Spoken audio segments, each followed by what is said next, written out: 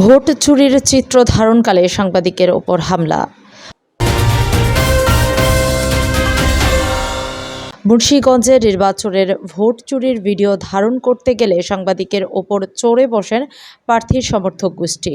রবিবার ২৮ এপ্রিল মুন্সিগঞ্জের টুঙ্গিবাড়ি উপজেলার আড়িয়ল ইউনিয়ন পরিষদের উপনির্বাচন অনুষ্ঠিত হয়। এ সময় উপজেলার উত্তর কুর্মিপাড়া সরকারি প্রাথমিক বিদ্যালয় কেন্দ্রে আনারস প্রতীকের চেয়ারম্যান পদপ্রার্থী দুলাল হাওলাদার ও তার সমর্থকরা জাল ভোট প্রয়োগ করলে এর চিত্র ধারণ করতে সামনে এগিয়ে যান বেসরকারি টেলিভিশন চ্যানেল 24-এর চিত্র সাংবাদিক মোহাম্মদ আমির হোসেন। এতেই চড়ে বসেন জাল ভোট দানকারীরা।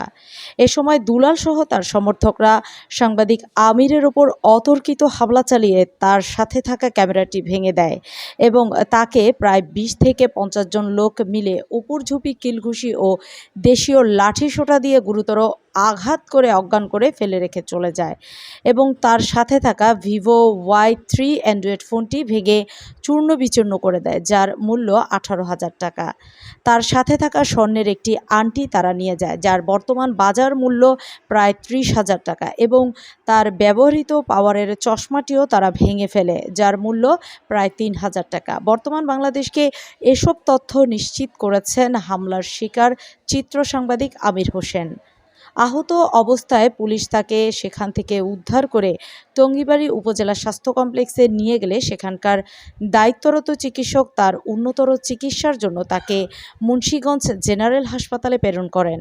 ঘটনার খবর পেয়ে রাত 8:30টার দিকে আহত আমিরকে দেখতে আসেন মুন্সিগঞ্জ জেলা প্রশাসক মোহাম্মদ আবু জাফর রিপন। এ সময় তিনি বলেন, ঘটনার কঠোর ব্যবস্থা গ্রহণ করা হবে এবং এই ঘটনার সাথে জড়িতদের কাউকেই ছাড় দেওয়া হবে না।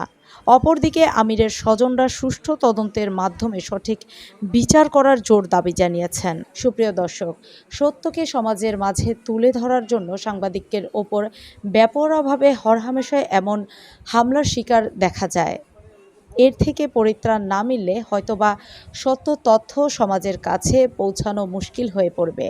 এই বিষয়ে আপনার মন্তব্য কমেন্ট বক্সে লিখতে থাকুন। দেশে বিদেশের এমন সব আরও তথ্য পেতে আমাদের ফেসবুক পেজের ফলো বাটনটি চাপতে ভুলবেন না।